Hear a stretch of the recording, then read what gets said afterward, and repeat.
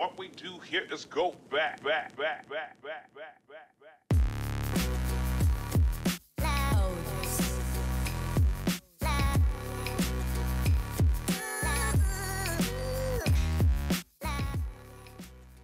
Welcome into a brand new episode of What's Bothering Boom in the Gaming Community, and what's bothering Boom in the gaming community today is that people are so judgy. I mean, I'm a very judgy person. I believe that even if you just see the trailer of a game, you should be able to pick on it and find out things you don't like about it. I usually laugh at people that get on me for criticizing games that haven't come out yet. I'll say, oh, you know, this thing doesn't work very well, or I don't think this is a good idea, and they're like, oh, you haven't even played it yet, Boom, you haven't even played it yet. No shit, I haven't played it yet. I'm going off of information and what I've seen. So, people are very hard on, let's say, the two big games right now, and I'm already seeing it with the new Fallout 76, and Assassin's Creed Odyssey, is that you can get to a point where you're just so ready to hate. At least that's how it seems to me with Black Ops 4 and Battlefield 5. I understand criticizing, and when I see a tweet that says, oh, I don't think they should add this into Black Ops 4, I think this needs to go, or this needs to come back, or, you know, something along those lines, I am more open to hearing it. But there are people out there that kind of are, I don't know, they've already decided that Battlefield 5 and Black Ops 4 are going to be terrible games. What a stupid, intellectually dishonest way to look at things. Because yes, you can criticize what you've seen, you can look at it and say you like or don't like it, but you do know that you do have to actually play it first before your opinion can be set in stone.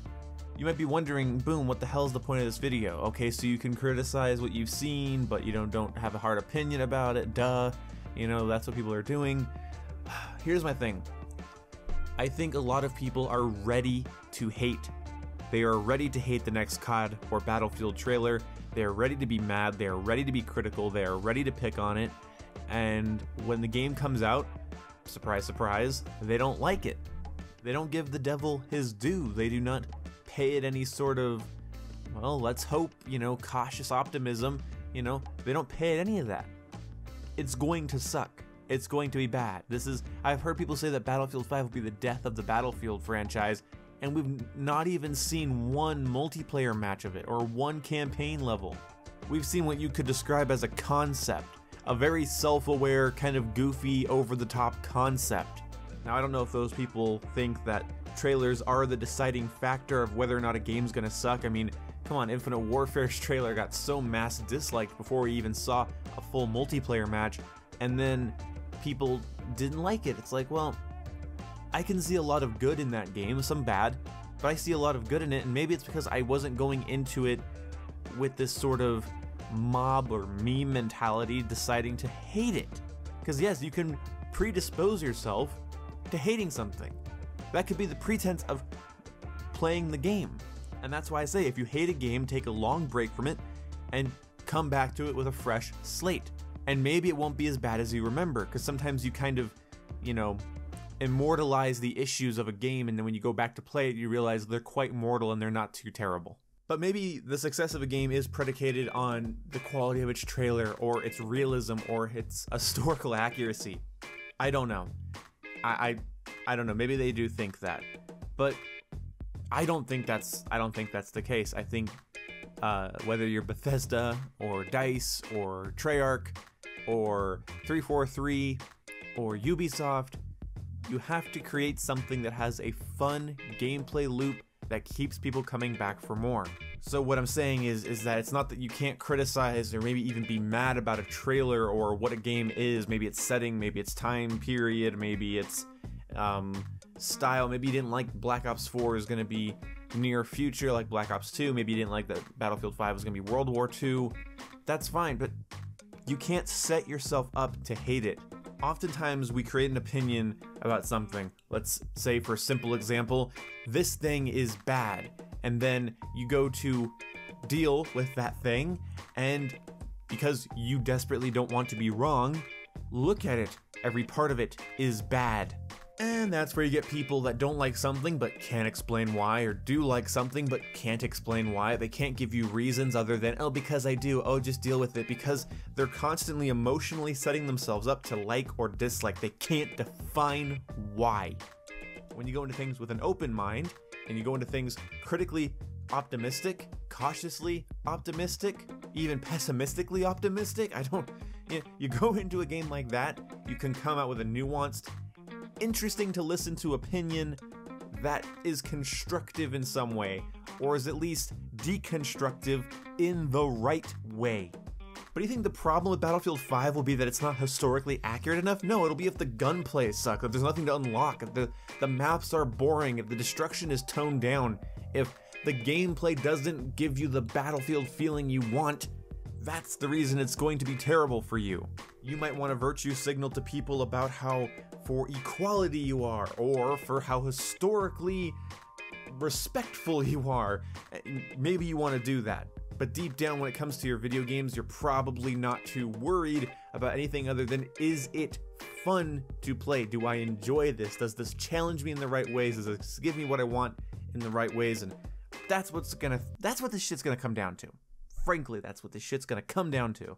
And with Black Ops 4 as well. People are saying that it's dead, it killed Call of Duty.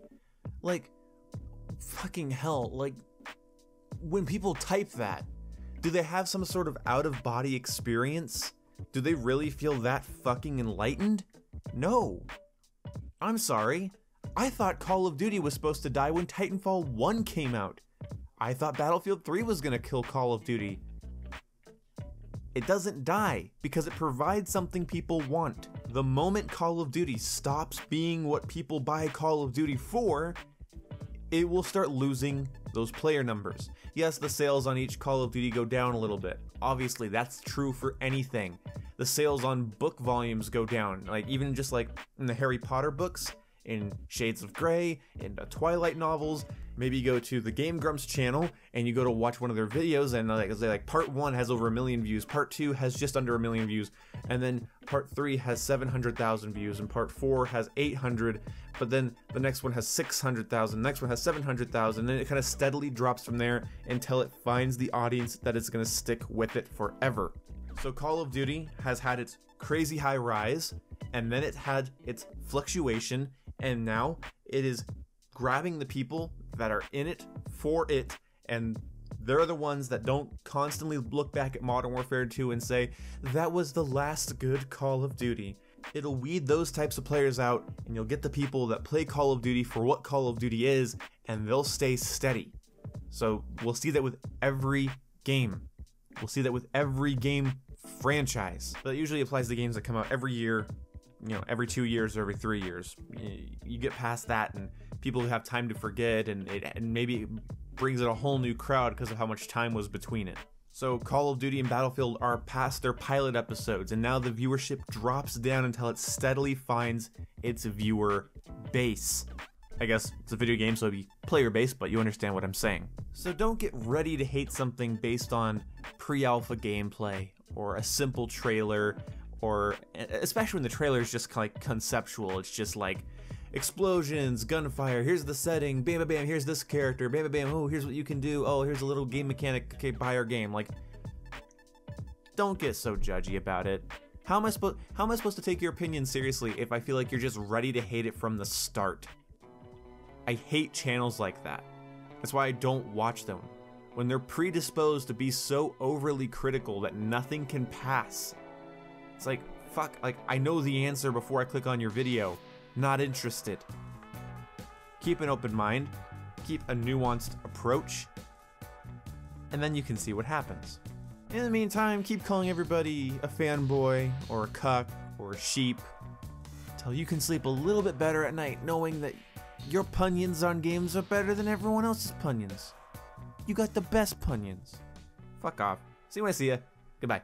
Hey, there's a link in the description for my Twitter if you want to follow me there, ask me questions, and maybe just flirt with me a little bit. I get lonely here in this bedroom. And if you want to follow me, thanks.